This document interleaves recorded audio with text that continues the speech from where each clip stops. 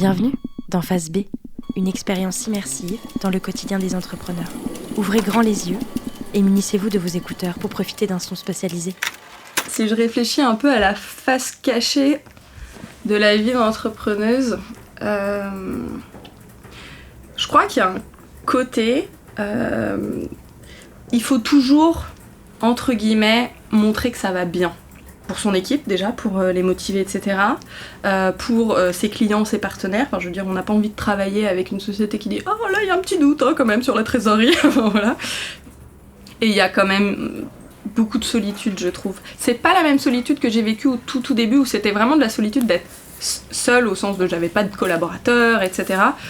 Là, il n'y a plus cette solitude-là parce qu'il y a une équipe et ça c'est chouette et ça me nourrit tous les jours, quoi, clairement. Ça a tout changé. Mais en fait, t'es juste face à toi-même quand il faut prendre des décisions, quoi. Il y a que toi qui décides, hein, et donc il y a que toi qui es responsable du truc, et si tu te foires, c'est toi qui te foires.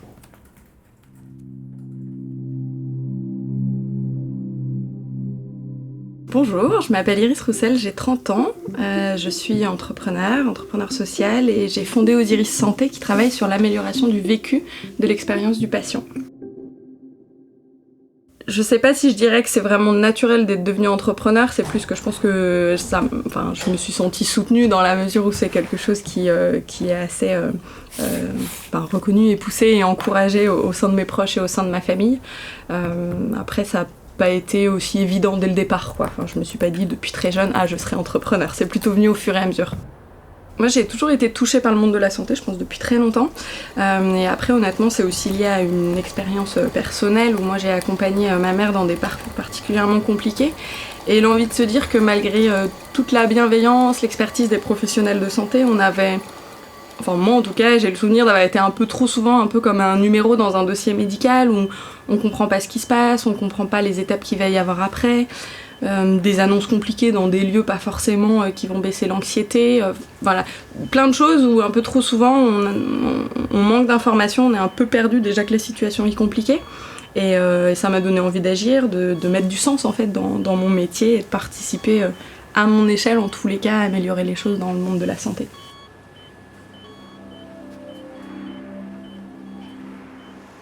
Pour la petite histoire, Osiris, c'est le nom du bateau sur lequel j'ai grandi quand j'étais petite. De mes 1 an à 6 ans, j'ai vécu à l'étranger. Et du coup, pour moi, ça faisait sens aussi pour... je pense aussi en la mémoire de mes proches. Enfin voilà, il y a quelque chose derrière qui pour moi faisait sens. Et puis là, il y a la notion de parcours, de voyage aussi, d'aventure dans Osiris Santé. Et je prenais ce train pour rentrer de Paris, je crois, jusqu'à Lyon. Et j'avais à la toute origine l'envie de faire un voyage pour découvrir des initiatives en santé. Et je me suis dit, ça pourrait être chouette d'appeler, ce serait le voyage Osiris, et puis voilà, c'était un peu le début de l'aventure. Et par la suite, quand les choses avançant, je suis devenue entrepreneur, il a fallu choisir un nom, et voilà, c'est apparu assez naturellement. Osiris, c'est un dieu égyptien, et qui, dans la culture de l'époque et les croyances de l'époque, était un dieu qui accompagnait en grande bienveillance des personnes vers l'au-delà, typiquement. Et il y a vraiment une philosophie d'humanisation pour moi du parcours, du voyage, et du voyage du coup des personnes malades, typiquement. Donc c'est un peu le double sens. Oui, je dirais que pour moi, l'entrepreneuriat, je sais pas si je le vis moins comme ça, je suis pas sûre, mais au début pour moi c'était les montagnes russes. Hein. Un jour on est trop à fond, on se dit qu'on va changer le monde un peu utopiste et tout, et puis le lendemain on est au fond du trou parce qu'en fait le contrat machin il s'est pas signé, etc. Je le vis vraiment comme ça. Et du coup ça impacte automatiquement la vie perso, hein, y a un peu de ça dans l'histoire. Je dirais qu'aujourd'hui c'est toujours les montagnes russes, mais je le vis quand même vraiment différemment peut-être aussi parce que en tout cas en ce moment, je veux dire financièrement ça va vraiment bien pour nous, on se développe vraiment bien. J'ai moins ce stress de me dire est-ce que je vais bien pouvoir embaucher la personne que j'ai pensé embaucher. Ouais, c'est des montagnes russes un peu plus plates. Par rapport au moment de doute du coup quant à l'activité entrepreneuriale, ça va dépendre des types de doutes sur où je vais trouver des ressources. J'ai la chance d'avoir des mentors moi qui m'aident beaucoup. Je suis dans le réseau Entreprendre aujourd'hui, donc clairement J'ai un mentor que je vais appeler s'il y a quelque chose. Je dirais que j'ai 3 personnes en tête un peu mentors, certaines dans des structures, la Fondation Émergence, ou une autre personne que j'ai connue autrement et qui pour moi sont des gens qui, entre guillemets, ont plus de bouteilles, tu vois, et qui du coup m'aident beaucoup. C'est des vrais sas pour moi d'accompagnement, de décompression, avec chacun des mentors aussi une personnalité différente, donc je vais pas forcément aller chercher les ressources au même endroit. Quand c'est des choses plus où émotionnellement c'est lourd, j'ai très bien en tête que je vais plutôt aller voir telle personne. Si c'est des coups de stress, j'en sais rien, moi, des enjeux financiers, économiques, négociations, ce sera peut-être plutôt une autre personne. Ça, c'est mes sas de décompression. Et je pense que mon copain est un gros sas de décompression aussi, qu'il le veuille ou non. Je pense qu'à un moment donné, je voyais beaucoup moins mes amis et que ça, c'est un cercle vicieux parce que je m'en suis pas rendu compte en fait. Quand on donne tout pour sa boîte, on arrive le week-end, on n'a qu'une envie, c'est de se reposer quoi. Enfin moi en tout cas. Et je pense que j'avais vraiment besoin de prendre confiance en fait. Pour moi ça c'était le plus dur, juste de me dire que je sentais bien qu'il y avait quelque chose de pertinent, mais c'est flippant en fait d'entreprendre. Enfin, je veux dire, ça fait peur et puis surtout de pas se sentir forcément à la hauteur, mais probablement un peu naïf de se dire de toute façon j'ai rien à perdre.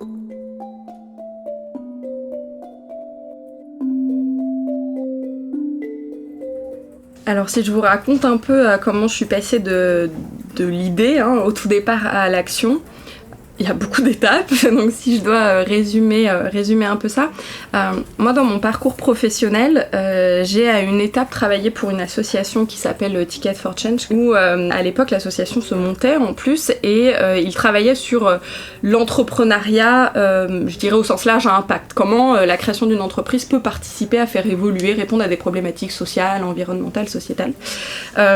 Pourquoi je parle de ça ? Parce que moi ça a été un moment clé où en tant qu'ingénieur à l'origine, en fait j'avais quand même peu en tête ce milieu de l'entrepreneuriat, même si j'avais des proches entrepreneurs, et j'ai découvert ce milieu de l'entrepreneuriat et je me suis rendu compte qu'en fait si en créant sa boîte on pouvait participer à répondre à des problèmes de société, et donc ça a été la première étape pour moi de travailler pour Ticket for Change qui porte différents programmes.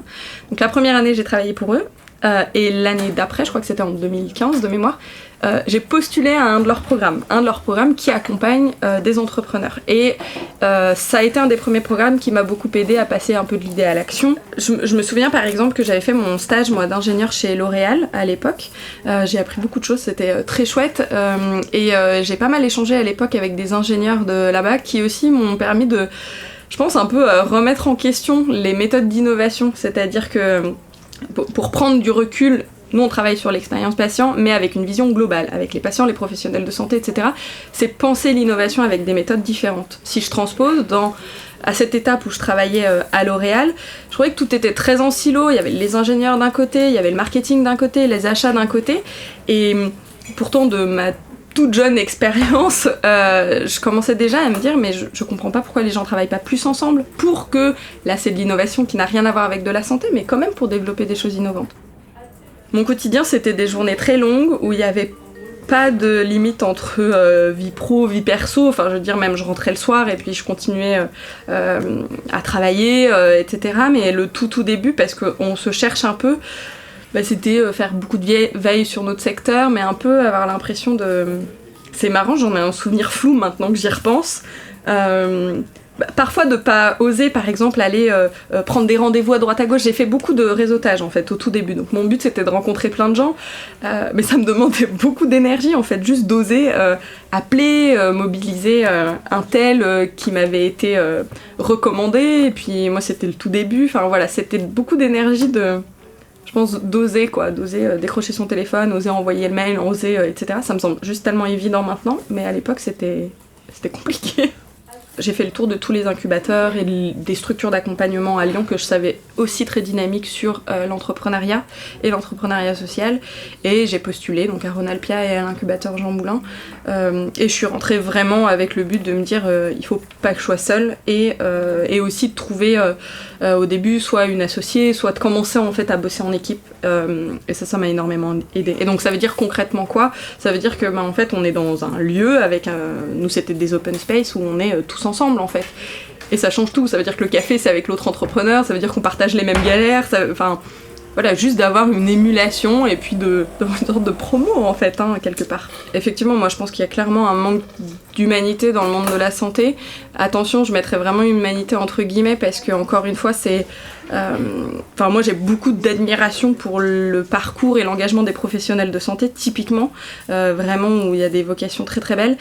Simplement, le système est fait où les professionnels de santé sont souvent très, un peu entre guillemets pressés comme des citrons par le temps, par des enjeux de coûts aussi, et donc voilà, il y a plein de contraintes qui font que effectivement les patients comme leurs proches peuvent parfois sentir un manque d'humanité dans leur prise en charge, mais qui pour moi n'est pas du fait d'un manque d'engagement ou de bienveillance des professionnels de santé, mais d'un système qui a besoin de respirer, d'être pensé un peu différemment, où le patient est aussi considéré comme une personne et où on a construit avec le patient dès le départ parce qu'on connaît ses besoins, comment il a besoin d'être accompagné, comment il a besoin d'être suivi. Et ça change tout en fait, juste de voir, de prendre en considération que le patient c'est une personne avant tout, qui a des émotions, des besoins, au-delà de l'aspect pur technique médical d'être soigné. Une journée type en détail, ça commence entre 8h30 et 9h, grosso modo, voilà, je prends mon petit vélo, etc. J'essaye au maximum de profiter de ma demi-heure ou de l'heure que j'ai avant que tout le monde arrive pour faire mes mails, gérer mes petites urgences, etc. et juste le calme du bureau. Même si j'adore que l'équipe soit là, c'est quand même voilà, c'est chouette d'avoir un peu du temps pour faire des sujets comme ça. C'est beaucoup de rendez-vous, je fais encore beaucoup de commercial, donc ça peut, en fait c'est beaucoup d'enchaînement d'enchaînement de réunions, de points sur des projets. Ça peut être le matin, 1 heure de point sur le projet, en ce moment on travaille sur le don du sang typiquement, avant-hier c'était ça, on fait un point avec les 2 designers de service qui bossent dessus, qui m'expliquent où ils en sont, je lève les points bloquants, on aide à voir comment on peut avancer. Ensuite ça va être enchaîné sur un rendez-vous commercial avec une de mes collègues pour découvrir une nouvelle société qui s'intéresse peut-être à nos sujets et mieux comprendre leurs enjeux. On essaye de manger ensemble au bureau, ça c'est un peu notre moment de pause et de respiration. Et puis les après-midi, oui c'est pas très original, mais c'est vraiment enchaîner les réunions, les sujets. C'est aussi parfois beaucoup de phases de créativité, c'est-à-dire que nous on travaille beaucoup en équipe sur typiquement des brainstorming, donc on va travailler sur telle pathologie, là on est dans une phase où il faut imaginer toutes les solutions pour aider sur l'information sur la pathologie. Je le fais moins aujourd'hui parce qu'aujourd'hui je vais plutôt manager nos équipes, mais c'est des salles de créativité avec des post-it partout, des dessins partout, et voilà, on imagine des solutions. Et puis la journée type, en ce moment elle finit un peu tard. En ce moment c'est du bon 20h, 21h, mais de façon un peu plus classique je dirais c'est du 19h quoi, si je dois vraiment dire un peu ma journée type quoi.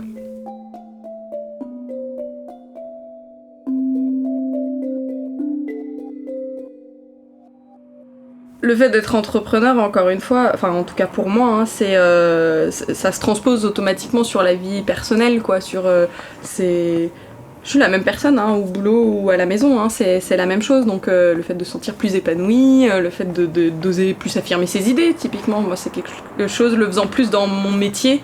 Aujourd'hui, je pense que ça s'est vite ressenti aussi probablement dans ma vie personnelle, sur les interactions que je peux avoir avec les gens, etc. J'ai beaucoup essayé de prendre du recul à un moment sur séparer la vie pro et la vie perso. Je pense du coup là ça fait 5 ans et demi, au bout de 3 ans je me suis dit c'est plus possible en fait de tout mélanger, j'avais besoin vraiment qu'il y ait un sas. J'essaye au maximum quand je rentre à la maison, c'est autre chose, de passer à autre chose, et là c'est ma vie perso à moi. Après c'est pas facile honnêtement.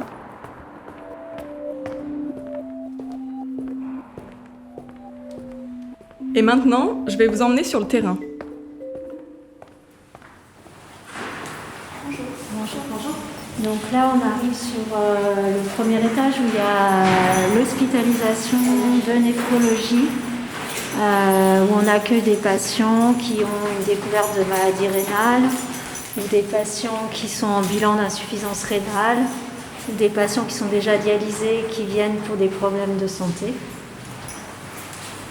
Et par exemple, les diagnostics, les étapes du diagnostic se font Oui, dans ce tout à fait. Bon, il y a la consultation qui est déportée plus sur le pavillon de consultation, qui est un pavillon de consultation pluridisciplinaire au pavillon R, mais après, si on doit faire un bilan en hospitalisation, ça se fait ici. Pour vous expliquer un peu le contexte, ma société, on travaille sur l'amélioration de tout ce qui touche à la communication auprès des personnes malades. Okay. Et du coup, je suis là pour mieux comprendre tout ce qui touche à la néphrologie. Okay. Merci pour votre... Okay.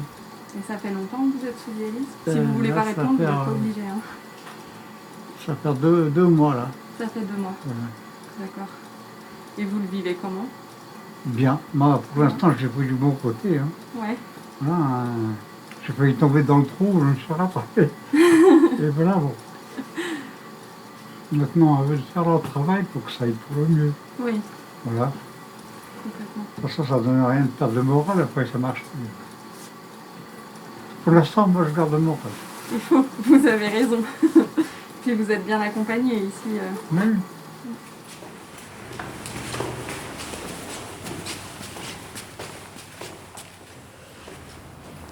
Eh bien, c'est toujours, c'est toujours super intéressant de revenir un peu sur le terrain, parce qu'au final, l'entreprise grandit, et c'est vrai que, alors aussi bien dans les phases amont de construction de projet, je reste présente, mais après, c'est vraiment les designers de service qui mènent les projets, et du coup, c'est un peu ambivalent, parce qu'à la fois, ça me fait trop du bien d'être sur le terrain, de me reconnecter un peu au sens de ce qu'on fait, auprès des patients, etc. Et en même temps, j'ai plus le temps non plus de faire ça, et aujourd'hui, je suis plutôt dans une posture de coordination des projets. Ce qui est super, hein, ça laisse plein de temps pour faire d'autres choses, mais c'est un peu cette transition là en ce moment qu'on est 10 dans une équipe. Pour moi, je pense que c'est toujours essayer de me reconnecter au sens de pourquoi on fait ça. Donc ça va être soit en discuter de façon tout à fait informelle avec des gens de l'équipe, parce que ça motive en fait et qu'on partage des valeurs communes, soit au travers d'articles qui vont parler de choses qui sont en lien avec nos sujets, ça réalimente. Je pense que les 2 premières années ont été très très orientées sur tout le milieu professionnel, enfin vraiment j'y passais beaucoup de temps. Après, ça faisait pas très longtemps que je sortais aussi des études, hein, donc j'avais encore ma vie étudiante à beaucoup sortir avec les amis, les copains, enfin très clairement quoi. Je pense dans ma vie perso, j'aime bien faire des expos, aller voir des spectacles de danse, tout le milieu un peu artistique, moi c'est quelque chose qui me plaît et dont j'ai besoin en fait juste pour nourrir aussi ma créativité. Je sais qu'il y a un moment, il y a 4 ans et demi, je crois maintenant, quand j'étais en incubateur, où j'ai vraiment failli tout lâcher. Je trouvais plus de sens à ce que je faisais, j'étais fatiguée, j'étais toute seule, et pourtant j'étais dans l'incubateur. Et ça a été un défi de pas lâcher en fait. Et je me souviens trop des 2 personnes qui à l'époque m'accompagnaient dans certains... Enfin, il y avait 2 incubateurs dans les incubateurs et qui m'ont donné... pour moi, ça reste encore le meilleur conseil, je crois, qui a vraiment fait que ça a changé les choses. Qui m'ont juste dit... je me mettais beaucoup la pression sur... le but au début c'est quand même de trouver un modèle économique, donc de gagner de l'argent, et ces contrats n'arrivaient pas, mais parce que c'était le début aussi, quand j'y pense c'était normal, qu'ils m'ont juste dit arrête de te mettre la pression avec ça, laisse tomber, parce que j'étais en train de perdre du sens dans ce que je faisais. Et je me rappelle très bien c'est Pierre à l'époque qui m'avait dit mais va faire un projet même bénévole dans un hôpital, reconnecte-toi, va faire des trucs qui te font plaisir juste pour te ressourcer. Et cette période-là, pour moi, était un gros défi où je crois que s'il y a un moment où j'ai failli lâcher l'affaire, c'était à ce moment-là, quoi, il y a 4 ans et demi.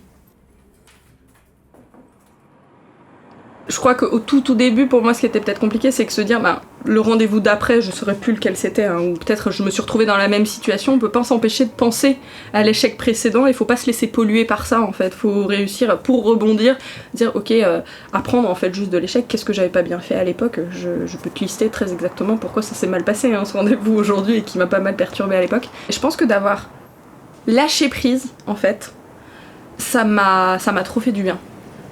Juste lâcher prise dans les incubateurs, ils savaient où j'en étais, la galère que c'était, etc. Et je me suis sentie soutenue en fait. Et au final, je suis repartie comme en 3 semaines plus tard. Ce qui m'a le plus surpris dans l'aventure entrepreneuriale, alors c'est plus vis-à-vis de moi, j'adore animer une équipe. C'est un truc vraiment dans lequel... c'est pas toujours facile, hein, on fait pas toujours tout bien, etc. Mais c'est quelque chose que j'aurais pas du tout il y a 6-7 ans. Je montais pas ma boîte pour embaucher des gens, etc. Mais j'adore ça en fait, parce que, et on y revenait un peu tout à l'heure, je pense qu'on apprend beaucoup sur soi-même en même temps qu'on apprend sur les autres. Et ça vraiment, je trouve ça trop cool. Du coup là on est au Montou, dans les Monts d'Or, et j'aime bien venir me balader par ici, alors ça peut être par ici ou ailleurs d'ailleurs, mais un besoin de juste sortir de la ville pour souffler un coup et décompresser. Je pense que la rando c'est quelque chose qui me permet vraiment de déconnecter et d'avoir un sas en fait pour lâcher prise, plus forcément trop penser au travail, même si j'adore ce que je fais, mais un peu se reconnecter. Je rêve d'un monde où demain, mais il n'y a plus rien qu'on va créer pour le patient sans juste avoir commencé par analyser c'est quoi ses besoins et lui avoir demandé son avis avant de créer les choses. Et moi, c'est vraiment ce changement de paradigme qui m'intéresse sur notre secteur.